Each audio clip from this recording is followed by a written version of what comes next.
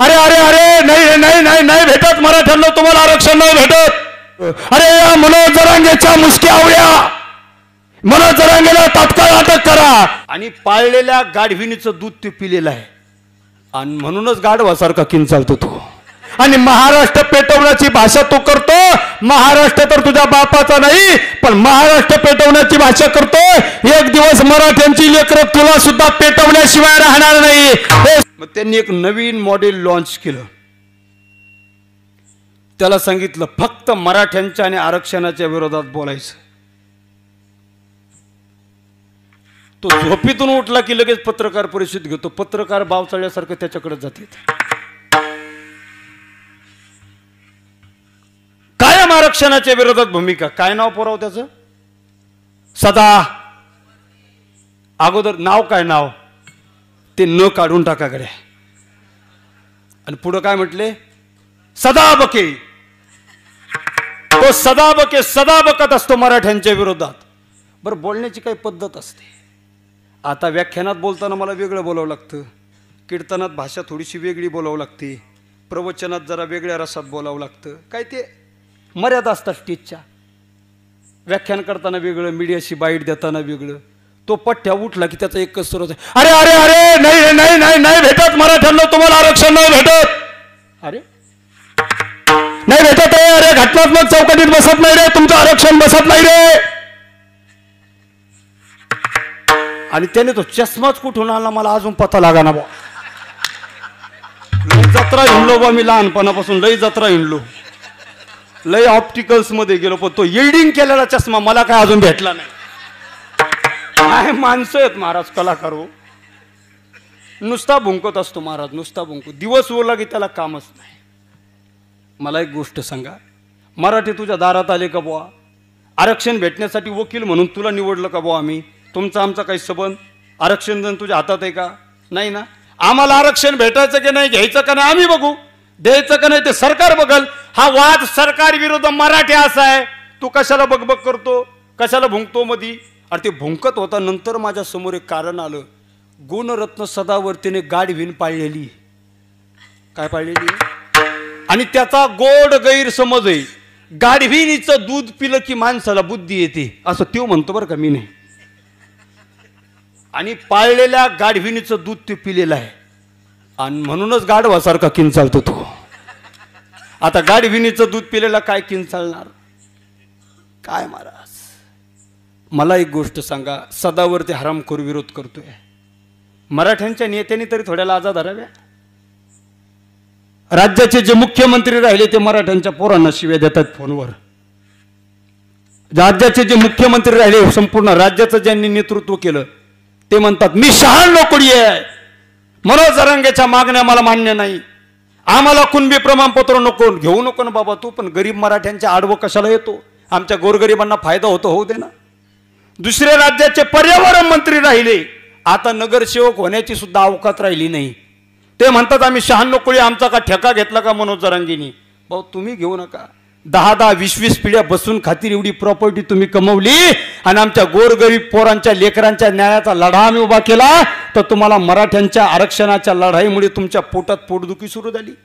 तुम्हाला आम्हाला पाठिंबा देता येत नसेल तर देऊ नका, पण आमच्या मराठ्यांना आडवं सुद्धा येऊ नका। आणि मराठ्यांना तुम्ही आडवे आले ना, येणाऱ्या निवडणुकीत मराठा सुद्धा तुम्हाला आडवा केल्याशिवाय राहणार नाही, हे सुद्धा मी या ठिकाणी समाज बांधवाच्या साक्षीने सांगतो। ते सदावर्ती बाजूला राहिला, हेच भुंकू लागले। यांनी मराठा आरक्षणाला विरोध केला। नंतर दसरा मेळावा आला, तिथं सन्माननीय मुख्यमंत्री महोदयाचं भाषण।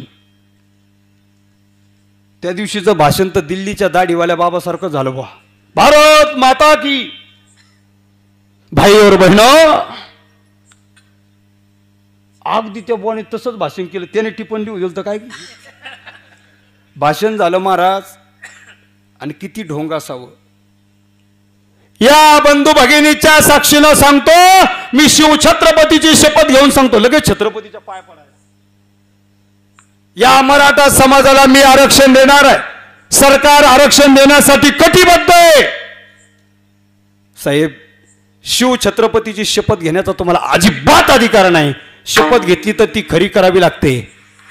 जर शपथ तुमच्याकडून पूर्ण होणार असेल तरच घ्या. आणि ते जर म्हणत असेल आम्ही शब्दाचे पक्के आहे, तर आंतरवलीत येऊन 30 दिवसाचा शब्द कोणी दिला होता? तुम्हीच ना. तुम्ही 40 दिवसात बदलता साहेब. रक्ताचा शेवटचा थेंब असेपर्यंत मी मराठा समाजाला न्याय दे. भाऊ तुझा रक्ताचा शेवटचा थेंब कधी जायचा आम्हाला काय माहिती, पण आमची पोरं आता मरायला लागली. समाजाची फसवणूक आता करू नये. आणि गुणरत्न सदावर्तेला सोडलेला पाळीव कुत्र्याला सोडणारा कोण त्याचा बाप आहे ते सगळ्या महाराष्ट्राला सगळ्या मराठ्यांना माहिती आहे. त्याला जास्त भाव देऊ नका. आता राज्याचे जे मुख्यमंत्री राहिले ते बोलताना चुकतात, जे राज्याचे पर्यावरण मंत्री राहिले ते बोलताना चुकतात. मला सांगा गोरगरीब मराठ्यांची पोरं चुकणार नाही का? आमचा कारण सबंध नसताना सदावर्ती आम्हाला विरोध करतो, काहीच सबंध नाही, मग त्याचा राग आमच्या पोरांना येणार का नाही? हो गेले 3 पोरं आमची धाड धाड धाड धाड फोडलं ना गाड्या, लगेच पिसाळ कुत्र. अरे मनोज जरांगेच्या मुसक्या आवड्या, मनोज जरांगेला तात्काळ अटक करा. भडव्या तू आमच्या साध्या सरपंचाला अटक करू शकला नाही, जरांगे पाटील नावाच्या वाघाला काय करशील?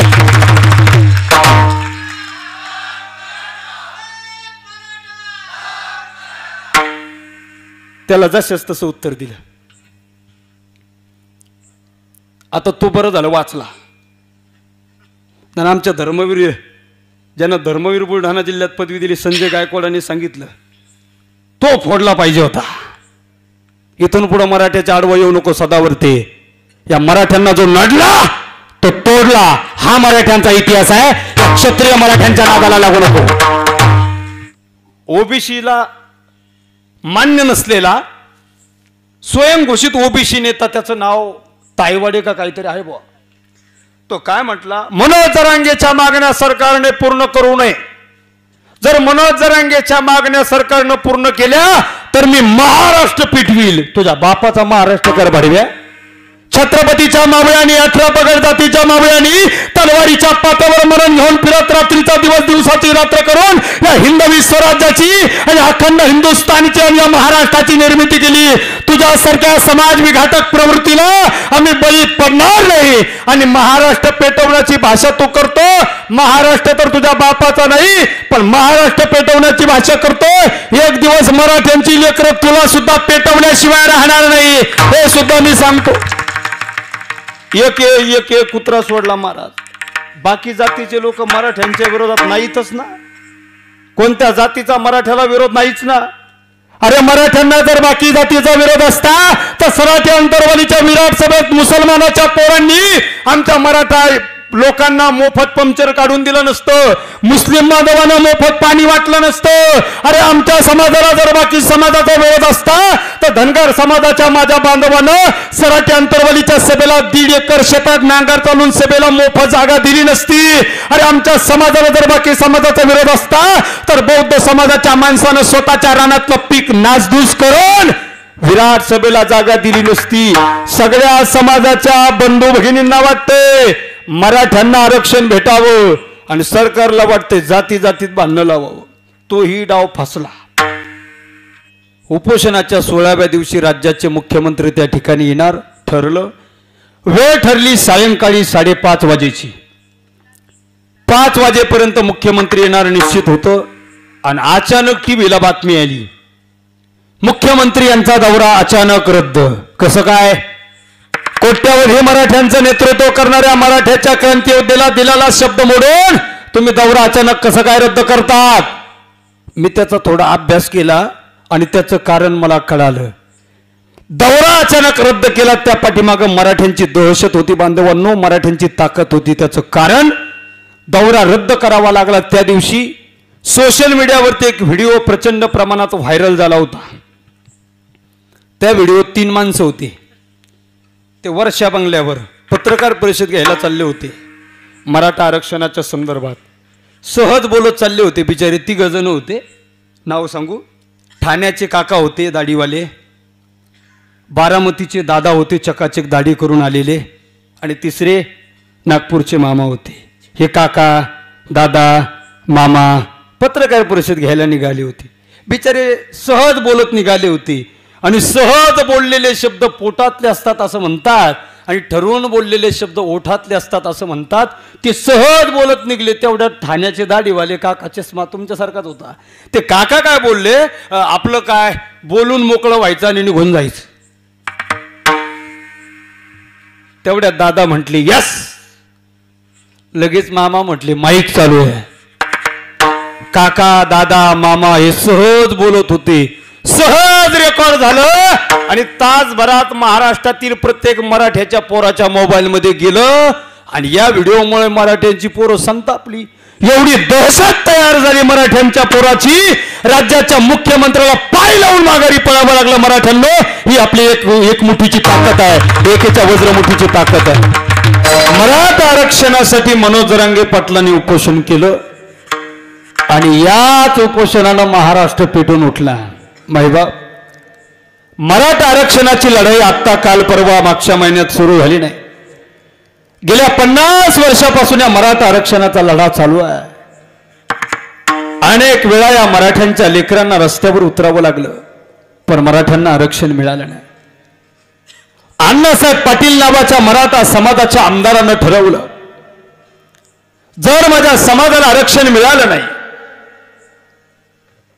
मी जीवनभर संघर्ष करून समाजाची जागृती करून माझ्या समाजाला जर न्याय देऊ शकलो नाही, तर माझ्यासारख्या आमदारांना मराठा म्हणून घ्यावं कसं. अण्णासाहेब पाटलाने एके दिवशी पूर्व संध्येला शपथ घेतली, उद्या सकाळच्या सूर्योदयापर्यंत माझ्या मराठा समाजाला आरक्षण मिळालं पाहिजे. उद्याचा सूर्यनारायण उगेपर्यंत का माझ्या समाजाला आरक्षण मिळालं नाही, तर उद्या सकाळच्या सूर्यनारायणाचं दर्शन घ्यायला हा अण्णासाहेब पाटील जिवंत राहणार नाही. शपथ घेतली. आरक्षण मिळालं नाही. अण्णासाहेब पाटील नावाच्या योद्ध्यानं सूर्योदयाच्या पूर्वी स्वतःच्या डोक्यात गोळी झाडून आत्महत्या केली. हे मराठा आरक्षणासाठीचं पहिलं बलिदान होतं बांधव. आता अण्णासाहेब पाटलांनी बलिदान दिलं काय? नोकरी लागली नाही म्हणून दिलं नाही, शेती पिकली नाही, कर्जबाजारी झाले म्हणून बलिदान दिलं नाही. माझ्या समाजाला न्याय मिळत नसेल तर माझं आमदार पद कशासाठी? माझा समाज जर आता उन्हात पडत असेल, उन्हात पडलेल्या समाजाचे हाल मला आता बघवत नाही, पण अण्णासाहेब पाटलांनी बलिदान दिलं. अण्णासाहेब पाटील स्वतः आमदार होते. नारदाच्या गादीवरून मराठ्यांच्या आमदारांना सांगेन, बाबांनो, एका तरी आमदारांना अण्णासाहेब पाटलांचा आदर्श घ्या. आत्महत्या नका करू आरक्षणासाठी. कमीत कमी मराठ्यांच्या गोरगरीब लेकरांच्या बाजूनं आरक्षण मिळावं अशी भूमिका तरी मांडा. आदर्श घेतला पाहिजे अण्णासाहेब पाटलाचा. आमच्या समाजाला मिळालं नाही आरक्षण. आणखी काही दिवस निघून गेले. अण्णासाहेब जावळे पाटील नावाचा योद्धा या महाराष्ट्राच्या मातीमध्ये जिकडे तिकडे वाऱ्यासारखा फिरत होता. मराठा समाजाचं संघटन मजबूत करण्यासाठी, मराठा समाजाला एकजूट करण्यासाठी अण्णासाहेब जावळे पाटलांनी जीवनभर संघर्ष केला. आणि जे मराठ्यांची माणसं, जे मराठे समाजाला न्याय देऊ शकत नसेल, जे मराठे समाजासाठी रस्त्यावर उतरत नसेल, त्या मराठ्यांच्या रक्तात भेसळ असली पाहिजे असा रोखठोकपणे सांगणारा मराठ्यांचा नेता होता अण्णासाहेब जावळे पाटील. हयातभर संघर्ष केला, पण आरक्षण मिळालं नाही. देवीदासजी वडजेसर नावाच्या सरांनी या महाराष्ट्रामध्ये मराठ्यांचं संघटन केलं. अनेक क्रांतिकारी माणसं त्यांनी घडवली. त्यांना सुद्धा अपेक्षा होती, जोपर्यंत मी जिवंत आहे ना तोपर्यंत आरक्षण भेटावं, माझ्या डोळ्यासमोर आरक्षण भेटावं. देवीदास वडजे नावाच्या क्रांती योद्ध्यानं आरक्षणाचं पाहिलेलं स्वप्न अपुरं राहिलं. त्यांच्या हयातीत सुद्धा मराठ्यांना आरक्षण भेटलं नाही. एवढे योद्धे गेले, समाज शांत झाला, सुन्न झाला. बरेचसे दिवस निघून गेले आणि 5-7 वर्षापूर्वी एक घटना घडली. या शिवछत्रपतींच्या महाराष्ट्रात अहमदनगर जिल्ह्यातील कर्जत तालुक्यातील कोपर्डी या ठिकाणी श्रद्धा सुद्रिक नावाच्या आमच्या 13-14 वर्षाच्या मराठा समाजाच्या ताईवरती काही नराधमांनी अन्य अत्याचार बलात्कार करून तिची निर्घुणपणे हत्या केली. त्या घटनेच्या निषेधार्थ महाराष्ट्रातील सबंध मराठा समाज एकवटला होता. एकवटलेल्या मराठा समाजानं मराठा क्रांती मूक मोर्चा या नावानं प्रत्येक जिल्ह्याच्या ठिकाणी मोर्चे काढले. मोर्चे सहज निघाले. प्रत्येक जिल्ह्याच्या ठिकाणी निघालेल्या मोर्चात लोकांची संख्या होती 2 लाख, 5 लाख, 10 लाख. लाखो मराठे एकत्र आले आणि मराठ्यांच्या लेकराची छाती अभिमानाने भरून आली आणि त्यांना वाटलं लाखो मराठे एकत्र जमले, आता आपल्या समाजाला नक्की आरक्षण मिळणार. 58 मूक मोर्चे झाले, आरक्षण मिळालं नाही. मोर्चाचं पहिलं पर्व संपलं. दुसरं पर्व सुरू झालं, मराठा क्रांती ठोक मोर्चा. प्रत्येक जिल्ह्याच्या ठिकाणी मोर्चे निघाले. ठोक मोर्चा हा फक्त नावाला ठोक मोर्चा होता, पण कोणत्याही ठोक मोर्चात आमच्या पोरांनी गालबोट लागेल असं वर्तन केलं नाही. शांततेच्या मार्गाने ठोक मोर्चे पार पडले. मराठ्यांच्या लेकरांना वाटलं पुन्हा लाखो मराठी एकत्र आले, आता 100% आरक्षण भेटणार. भेटलं नाही. मूक मोर्चे काढले, आरक्षण नाही. ठोक मोर्चे काढले, आरक्षण नाही. मराठ्यांची पोरं उद्विग्न झाली, मराठ्यांची पोरं दुःखी झाली, मराठ्याची पोरं चिंताग्रस्त झाली आणि मराठ्यांची लेकरं विचार करू लागली, माझ्याच रूम मध्ये राहणारा दुसऱ्या समाजाचा माझा भाऊ 55% मार्क पडून तो जर नोकरीला लागत असेल आणि त्याच्याच रूम मध्ये राहणारा, त्याच्या ताटासोबत जेवण करणारा मी मराठा असून आरक्षण मिळत नाही 90% मार्क असून सुद्धा, तर माझ्या गुणवत्तेला काही महत्व आहे की नाही. दुःखी झाली मराठ्यांची लेकरं आणि याच दुःखातून मराठ्यांच्या लेकरानं दुर्दैवी आणि टोकाचं पाऊल उचललं. मराठ्यांची लेकरं आत्महत्या करू लागली. याच छत्रपती संभाजीनगर जिल्ह्यात कायगाव टोका या ठिकाणी काकासाहेब शिंदेनं नदी पात्रात उडी घेतली आणि या मराठा क्रांती मोर्चानंतरचं बलिदान दिलं. एक एक एक एक पोरगा आत्महत्या करू लागला. 42-43 आत्महत्या झाल्या. अरे मूक मोर्चे काढून आरक्षण सरकारने दिलं नाही, ठोक मोर्चे काढून आरक्षण सरकारने दिलं नाही. लोक एकत्र आल्यानंतर सरकारला फरक पडत नसेल तर कमीत कमी गोरगरीब मराठ्यांची लेकरं आत्महत्या करतात याने तरी सरकारला फरक पडेल. मराठ्यांना अपेक्षा होती. मराठ्यांच्या लेकरांनी आत्महत्या केल्या पण सरकारला तरी फरक पडला नाही. सरकार मायबाप, या आत्महत्या करणाऱ्या लेकरामध्ये जर तुमचा पोरगा एखादा असता तर तुम्ही काही पाऊल उचललं नसतं का? कोपडीतल्या श्रद्धाताईवर बलात्कार झाला, तिच्या आरोपीला फाशी द्यावी अशी आम्ही मागणी केली होती. तिच्या आरोपीला सुद्धा सरकारनं फाशी दिली नाही. सरकारला जणू काय त्या बलात्काराला फाशी द्यायची लाज वाटली की काय, त्या बलात्काराला जेलमध्ये पोचवलं. अखेर त्या बलात्कार करणाऱ्यानं स्वतःच लाज वाटली म्हणून जेलमध्ये फाशी घेऊन आत्महत्या केली. पण सरकार पूर्णपणे निर्दयी झालं, आरक्षण मिळालं नाही. 42-43 बलिदान झाली. मराठ्यांची पोरं रस्त्यावर उतरली, खोटे गुन्हे दाखल झाले, आरक्षण मिळालं नाही. करायचं काय? मूक मोर्चा ठोक मोर्चा लोकांनी स्वयंप्रेरित होऊन काढले आणि त्याच्यातून काही दलाल समन्वयक तयार झाले. कोणी उठला की मी राज्य समन्वयक, कोणी म्हणतो मी जिल्ह्याचा समन्वयक. याच समन्वयकाला हाताशी घेऊन राज्य सरकारने या समन्वयकाला कोट्यवधी रुपयाचे पॅकेज दिले आणि सर्वसामान्य गरजवंत गोरगरीब मराठ्यांचे मोर्चे मॅनेज करण्याचं काम सरकारनं केलं. आणि सरकारकडून पैसे घेऊन मराठ्यांचे काही दलाल समन्वयक गोरगरीब मराठ्यांच्या पोरांच्या टाळीवरचं लोणी खाऊन गेले. मराठा मोर्चा संपला. नंतर कोणी आरक्षणाचं नाव घेईना, कोणीच काही करीना. मनोज जरांगे पाटील नावाचा एक योद्धा, तो समाजासाठी झटत होता, समाजासाठी झिजत होता.